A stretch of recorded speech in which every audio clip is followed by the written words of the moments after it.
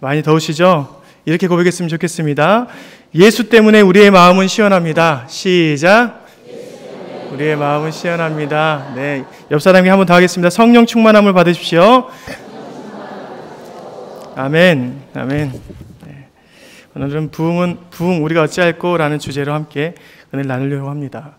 저희 청대부에서는 지금 구약의 중심 인물별로 나가고 있습니다.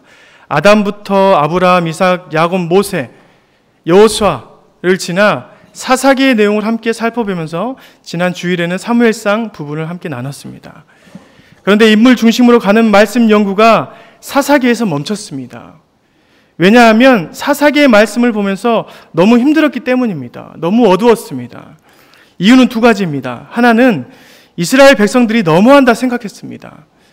하나님께서 가나안이라는 오랜 목적을 가지고 그들을 정착시켰는데 이 정착은 거듭 1000년이 넘는 시기에 하나님께서 이뤄놓은 것입니다. 그런데 한 세기가 지나기도 전에 타락해서 하나님을 알지 못한 백성보다 더 타락해버렸습니다. 그래서 사사기에서는 이런 말씀을 우리에게 자주 등장시킵니다. 그 시대에 왕이 없으므로 자기 소견에 옳은 대로 행하였더라. 자기 생각이 왕이 되어버린 세대가 된 것입니다. 가나안 땅은 하나님께서 허락하신 땅이지만 하나님의 주권 아래에 있는 하나님이 왕이 되는 땅입니다. 하나님이 원하시면 그 땅은 하나님의 원대로 이루어지는 땅이 되어야 된다는 것이죠. 그런데 그 땅에 들어간 왕의 백성들이 한 세기가 지나기도 전에 하나님을 버리고 자신의 생각을, 자신의 이성을, 자신의 욕망을 왕으로 삼고 있었다는 것입니다. 그래서 첫 번째로 마음이 너무 힘들었습니다. 두 번째로 제가 너무 힘들었던 것은 무엇이냐면 그것은 지금 세대와 너무 비슷하다는 것이죠. 사사기의 내용을 보시고 우리는 놀라지 않습니다. 거기에 나온 장면들을 보고 우리는 그럴 수 있다고 생각합니다. 왜냐하면 그 잔인하고 음란하며 퇴폐적인 사사기의 기사보다 지금 우리 사회에 흘러나오는 기사가 더 잔인하며 더 음란하고 퇴폐적이기 때문입니다. 그때 있었던 수많은 사사들이 등장하지만 하나님께서 그 사사 시대의 마지막을 똑같이 말합니다. 결국 그들은 자기의 소견에 옳은 대로 행했던 백성으로 남을 것이다 라고 말하는 것이죠. 그렇다면 우리 시대의 사사들은 없었을까요? 있었을 것입니다. 하나님께서 이 땅을 심판하시고 다시 세워가도록 부름받은 사사들은 반드시 있었을 것입니다. 그때의 기록이 400년 동안 12명의 사사들이 등장합니다. 12번의 실패를 거치면서 하나님께서 기회를 주신 것이죠.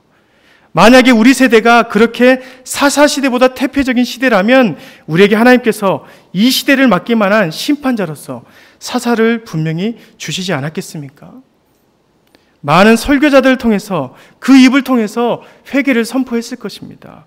그 입에서 나오는 하나님의 음성을 듣고 그 시대에 있어야 할 회개의 물결들이 우리에게도 있어야 한다는 것이죠.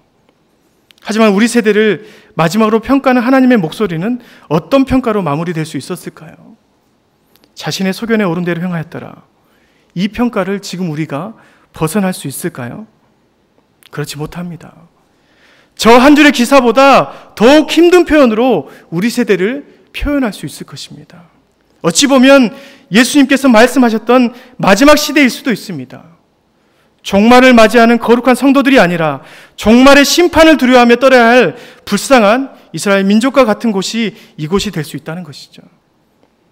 현재 우리에게는 그런 열매들이 맺어지고 있습니다. 우리는 지금 모든 면에서 줄어들고 있습니다. 영적인 열망의 모습들, 헌신의 정도, 하나님을 향한 뜨거운 사랑, 기도 생활의 뜨거움, 수많은 성령의 역사들 표면적으로 보아도 사사시대 또는 우리가 경험했던 1907년에 있었던 그때의 신앙보다도 현저히 떨어지고 있는 것이 사실입니다. 어느 누가 그때의 신앙보다 자신을 또는 우리 공동체를 더욱 신실하며 거룩한 세대라고 말할 수 있겠습니까? 없습니다. 그렇다면 그때의 회개보다 더욱 간절한 회개, 사사시대보다 더욱 특별한 부흥이 기대해야 될 때가 아니겠습니까?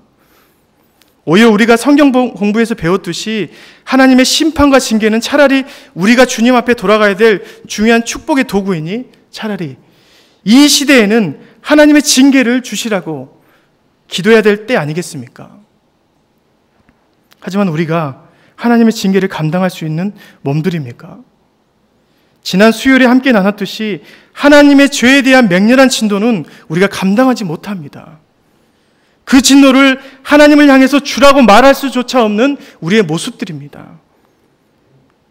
왜냐하면 내 눈앞에서 내가 직접 피를 튀기며 내 재물을 잡고 가죽을 벗기고 각을 뜨는 작업을 해본 사람이라면 그 진노의 아픔이 얼마나 아픈지 알 수 있기 때문입니다. 그것을 상상만 해도 징그럽고 추악한 모습입니다. 우리가 실제로 그런 것을 경험했더라면 우리는 죄가 얼마나 무섭고 두려운 것인 줄 알게 될 것입니다. 그래서 우리는 우리 입에서 하나님의 진노를 기다립니다라고 말할 수 없다는 것이죠. 우리는 그렇게 약한 존재입니다. 주님의 진노가 얼마나 무서운데 우리가 감히 그것을 기대하며 축복이라고 받을 수 있단 말입니까? 우리는 절대 그렇지 못합니다. 아무리 잔인하며 음란하고 사사시대보다 더 태폐적인 세상을 살더라도 우리는 오늘 하박국의 기도와 같은 고백을 해야 합니다. 여호와여, 내가 주께 대한 소문을 듣고 놀랐나이다. 여호와여, 주는 주의 일을 수년 내에 부응하게 하옵소서. 수년 내에 나타나시고 진노 중에라도 긍휼을 잊지 마옵소서. 진노 중에라도 긍휼을 잊지 마옵소서. 하박국의 고백입니다.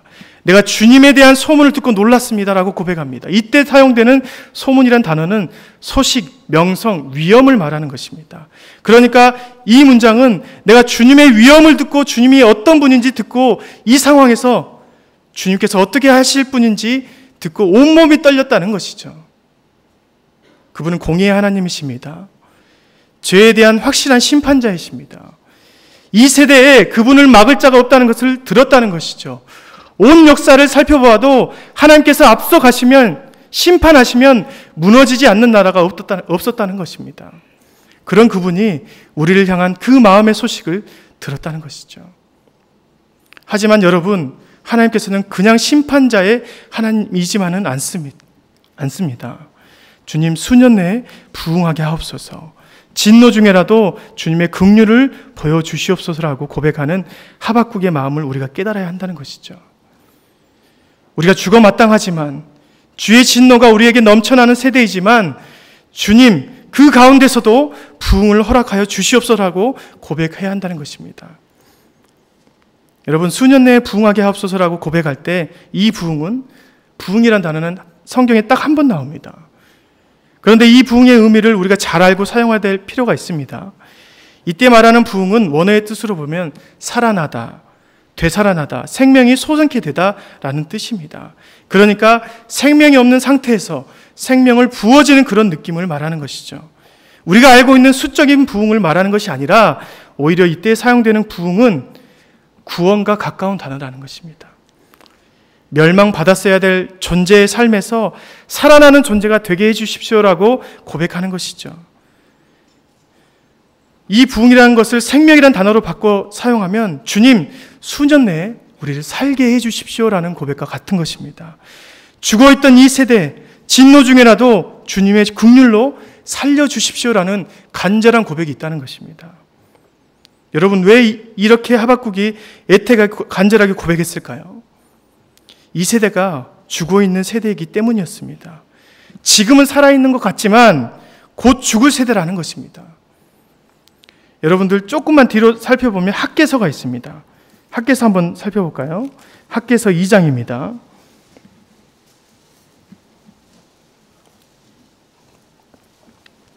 2장 13절부터 14절 말씀입니다.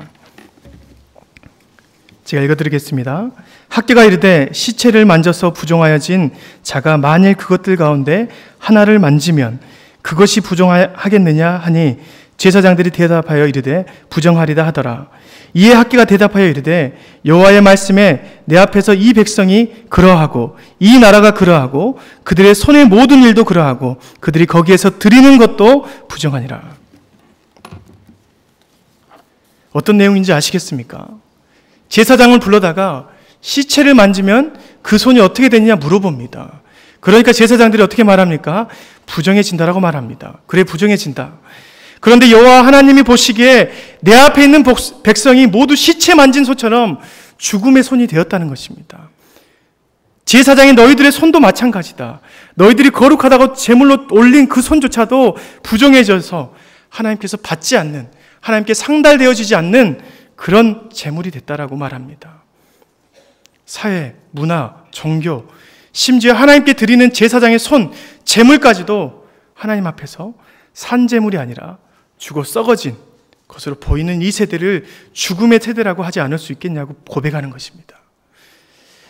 아무리 제사장들이 양껏 준비한 재물이라고 하더라도 그 손이, 그 마음이, 그 사회가 부정하였으니 하나님께서 받으시기에 좋지 않은, 합당하지 않는, 절대 상달되지 않는 그런 재물이라고 말하는 것입니다. 사랑하는 성도 여러분, 부흥은 생명이 심어지는 것입니다. 하나님의 영이 부어져서 모든 세대에 다시 살아나는 역사가 일어나는 것이 바로 부흥입니다. 부흥, 생명입니다. 하나님의 진노 가운데서도 하나님께서 이 부흥의 역사를 허락하신다 말씀하시죠. 주님의 긍휼은 항상 임했습니다. 멸하시는 세대였지만 생명을 불어넣어 주셨습니다. 사사기 400년 시대에 예배가 망가지고 레위인들의 타락함, 또 사회구조가 인간의 욕심으로 꽉 차 있었던 그 시기, 그 가운데서도 하나님의 긍휼하심이 일어나 다시 한번 다윗의 후손으로 부흥을 지속적으로 허락해 주셨습니다. 우리가 그 부흥을 지금 맛봐야 한다는 것이죠. 살아남은 이 역사를 우리는 사도행전 초대교회를 통해서 발견할 수 있습니다. 여러분들 사도행전 2장을 한번 보시겠습니까? 사도행전 2장을 함께 살펴보면서 초대교회에 있었던 부흥의 역사를 한번 살펴봤으면 좋겠습니다. 예수님의 명령을 받고 120명의 예수님의 제자들이 예루살렘 근처에서 기도에 힘쓰며 목숨을 걸고 모임을 갖고 있었습니다. 하루는 오순절이었습니다. 오순절은 77절에 종지부를 찢으며 곡식에 대한 감사 예물을 드리러 모든 사람들이 예루살렘으로 모이는 큰 절기입니다. 우리나라에서 추석과 같은 날입니다. 그때 흩어졌던 많은 유대인들이 예루살렘 성전으로 몰려듭니다. 엄청난 인파가 집중됩니다. 그런데 그곳에서 120명의 사람들이 있었습니다. 그들이 2장 2절에 보니까 한 집에 모여 있었다고 말합니다. 2장 2절이죠. 그런데 그들이 기도하고 성령 받아서 어떤 일이 벌어졌는지 보십시오. 수많은 인파가 가득한 예루살렘 근처에서 사람들이 그곳을 집중합니다. 120명이 한꺼번에 그 집이 울리도록 기도한 것입니다. 가만히 이렇게 묵상으로 기도한 게 아니라 살려주라고 기도하는 그 목소리가 그 집에 나와서 폭발적으로 다른 사람들의 귀에 들렸다는 것이죠. 그래서 예루살렘에 있는 많은 유대인들이 그들이 거주하는 사람들의 공간에 집중했다는 것입니다. 그것을 보면서 옆에 있는 사람들조차도 소동할 정도로 엄청난 일이 일어났습니다. 각각의 지역 방언으로 말을 하기 시작합니다. 많은 사람들이 각 지역에서 왔는데 그들의 언어로 말하기 시작했습니다.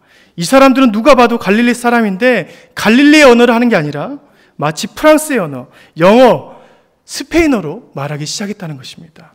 그 가운데 하나님의 영광을 선포하는 많은 일들이 일어났습니다. 사람들이 깜짝 놀랐습니다. 어떤 사람들은 그 사람들이 싸구리 술에 취했다라고 말합니다. 그때 베드로가 벌떡 일어납니다. 그리고 그와 함께 있었던 사도들도 함께 벌떡 일어나서 말을 합니다. 무슨 지금 제3시, 오전 9시밖에 안 됐는데 무슨 술이냐. 이상한 소리 하지 말고 내 말에 귀를 기울여라 하면서 그들이 선포하기 시작합니다.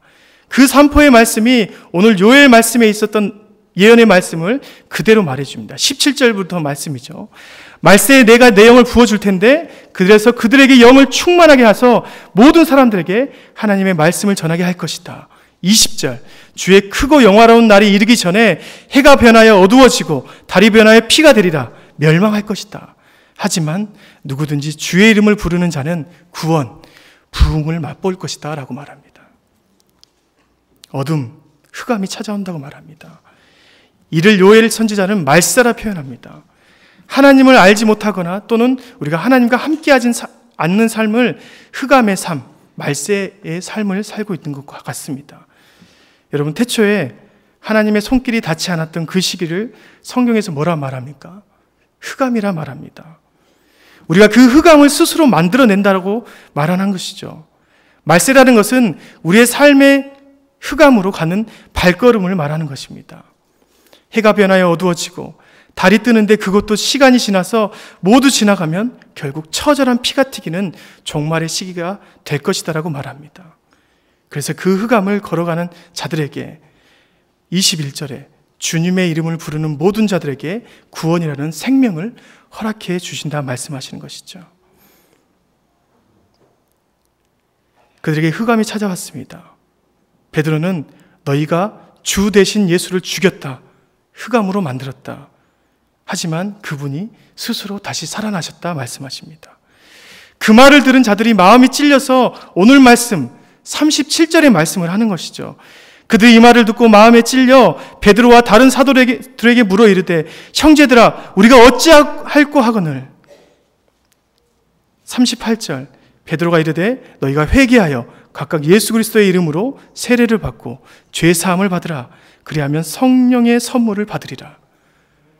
39절 모든 자녀와 모든 사람들에게 이방 민족들에게 부흥을 허락하시라고 할 것이라고 말합니다. 40절 또 여러 말로 확증하여 권하는데 너희가 이 패어간 세대에서 구원을 받을 것이라고 확증합니다. 41절 이날에 세례받은 사람들이 무려 몇 명입니까? 3,000명이나 된다 말합니다. 여러분 이때에도 주님의 진노의 날이었습니다. 패역한 세대를 살고 있는 자들에게 주님의 진노가 부어져야 되는 때였습니다. 자기를 위해서 오신 주를 십자가형으로 죽인 자들입니다. 베드로가 말한 말세가 지금이라는 것이죠. 그런데 그런 말세의 날에 하박국의 고백처럼 반드시 하나님의 영광의 빛이 비추신다는 것을 우리에게 말해주고 있는 것입니다. 하나님께서 그들에게 말씀하신 것이 지금을 살아가는 우리에게 희망이 되는 것입니다. 여러분 부흥했던 사람들의 특징이 무엇입니까? 그 마음 가운데 우리가 어찌할 거라는 통회함이 있었습니다. 먼저는 그들에게 회개의 역사가 일어나야 합니다. 마틴 로이드 존스 목사님이 했던 말 중에 이런 말씀이 있습니다. 각 사람의 회심 때에 나타나는 하나님의 권능이 많은 사람들에게 동시에 확산되는 일이 바로 부흥이다. 회심을 통한 하나님의 권능이 많은 사람들에게 동시에 확산되는 것이 바로 부흥이라고 말합니다. 그런 점에서 부흥이 생명이 살아나는 구원과도 일치하는 거 아니겠습니까? 부흥은 복음이 있어야 합니다. 복음은 세례 요한이 말했던 회개가 없이는 능력이 되지 않습니다. 이런 과정을 통해서 부흥은 약속되어져 있습니다. 우리가 어찌할꼬? 라는 고백이 있어야 된다는 것이죠. 그 안에 실제 부흥이 일어나기 위해서 각자의 삶에서 회개함이 있어야 된다는 것입니다. 각자의 삶이 말세를 향해 가고 있다. 말세라는 것이 무슨 역사적인 종말이 아니다. 지금 우리가 살고 있는 그런 부정하며 패역한 그런 세대가 발국 죽음을 기다리는 말세라고 말하는 것입니다. 그곳에 하나님께서 주의 영을 부어주신다 약속해 주십니다. 사랑하는 성도 여러분, 주의 영을 받은 자들에게 베드로와 같은 현상이 일어납니다. 수많은 성령의 역사들이 일어나지만 자신만의 부흥이 아니라는 것을 우리는 알게 됩니다. 한 사람에게 주어지는 생명의 부흥은 혼자만이 감당하기에는 엄청난 것입니다. 인간에게서 나오는 부흥이라면 혼자라도 충분하겠지만 하나님의 복음을 통한 부흥은 반드시 그 능력이 상상을 초월하게 되어 있습니다. 로마서 1장 16절 말씀이죠. 내가 복음을 부끄러워하지 아니하노니 이 복음은 모든 믿는 자에게 구원을 주시는 하나님의 능력이 됨이라. 이때 말하는 복음을 인한 하나님의 능력은 헬라어로 두나미스입니다. 다이너마이트의 원어가 사용되었던 그 엄청난 폭발력이 하나님의 복음 안에, 능력 안에 있다는 것이죠. 혼자만의 생명력이 아니라 내 안에서 불일 듯 일어나는 그런 복음의 능력이 된다는 것입니다. 동력의 수준이 아니라 폭발력의 수준을 말하는 것입니다. 그래서 숨어서 기도하던 자들이 예루살렘 중심지로 모여서 그렇게 크게 기도했던 것입니다. 성전이 떠나가라 기도할 수 있었던 것입니다. 그 가운데 배신자였던 겁쟁이였던 베드로가 수많은 사람들 가운데 갑자기 벌떡 일어나서 회심하라고 너희들이 주와 그리스도가 대신 하나님을 죽였다라고 말씀할 수 있었던 것입니다. 여러분에게 이 두나미스의 능력이 있습니까? 사람들 앞에서 나가서 당당히 예수님에 대해서 말할 수 있겠습니까? 없다면 여러분 철저한 회개를 하십시오. 저와 여러분에게 필요한 것은 지금 부흥이 아니라 생명력입니다. 사사시기 때보다 더 패역한 우리에게 필요한 것은 수적인 부흥이 아니라 회개의 운동입니다. 온전히 우리의 삶이 하나님 앞에 부정하지 않는 정결한 마음으로 돌아가지 않는 한 학개가 선포한 것처럼 우리의 삶은 더욱더 부정해지며 만지는 것마다, 옮겨지는 걸음마다 부정해질 수밖에 없는 것입니다. 하나님은 우리의 삶에서 부흥을 허락하지 않으실 것입니다. 진짜 부흥은 우리 안에 복음의 생명력이 내재해 있어야 하는 것이죠. 먼저는 우리가 회개의 영을 받아 하나님 앞에 깨끗한 자가 되어야 합니다. 거기에 생명력을 부어주실 것입니다. 하나님의 영이 육체에 부어지면 2장 17절 말씀처럼 자녀들에게 하나님의 대언의 말씀이 나오게 됩니다. 젊은이들에게 주님의 거룩한 나라의 환상을 보게 하십니다. 나이가 들어 힘이 없는 자들에게 다시 인생의 꿈을 꾸게 하는 놀라운 생명력을 주실 것입니다. 이 생명력은 정말 상상을 초월합니다. 용기를 주십니다. 베드로가 벌떡 일어나는 용기를 넘어서서 유대인들 앞에서 복음을 말하는 정도가 아닙니다. 여러분 5장 17절부터 보겠습니까? 기가 막힌 일이 일어납니다. 사두개인 당파의 제사장들과 성전 관리인들이 베드로와 많은 사도들을 옥에 가둡니다. 그런데 밤중에 주의 사자가 옥문을 열어줍니다. 그런데 이 사람들이 도망가지 않고 또는 다른 지역으로 가서 복음을 전하지 않고 어떻게 하신지 보십시오. 25절입니다. 사람이 와서 알리되 보소서 옥에 가두었던 사람들이 성전에 서서 백성을 가르치더이다. 어디에서 복음을 전합니까? 예루살렘 성전 앞에서 전하고 있습니다. 다시 말해서 예루살렘 옥에 갇혔는데 옥문을 주의 사자가 열어주니까 감옥 앞에서 복음을 전하고 있다는 것입니다. 기가 막힌 일입니다. 이성적으로 이 사건을 살펴보면 어이가 없는 일이죠. 그들에게 어떠한 믿음이 있었는지, 어떠한 용기가 있었는지, 아니면 어떠한 열정이 있었는지 모르지만 그들은 죽을 수도 있는 상황에서 자신이 갇힌 옥문 앞에서 복음을 전하기 시작했다는 것입니다. 여러분, 이것은 하나님께서 주신 열정입니다. 예레미야는 자신을 죽이려고 했던 거짓 선지자 앞에서 다시 찾아갑니다. 그리고 그들에게 이렇게 말합니다. 예레미야 20장 8절 9절 말씀이죠. 내가 말할 때마다 외치며 파멸과 멸망을 선포함으로 여호와의 말씀으로 말미암아 내가 종일토록 치욕과 모욕거리가 됨이니이다. 내가 다시는 여호와를 선포하지 아니하며 그의 이름을 말하지 아니하리라 하면 나의 마음이 불붙는 것 같아서 골수에 사무치니 답답하여 견딜 수 없다 말씀합니다.